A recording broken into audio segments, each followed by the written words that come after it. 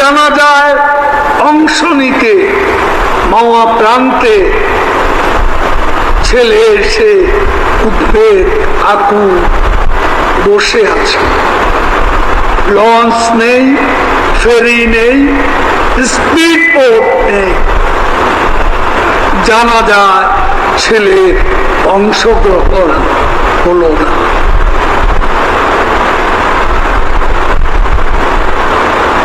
এই জানাজায় অংশগ্রহণ করতে বর্ষা পরে যে পিতার সন্তান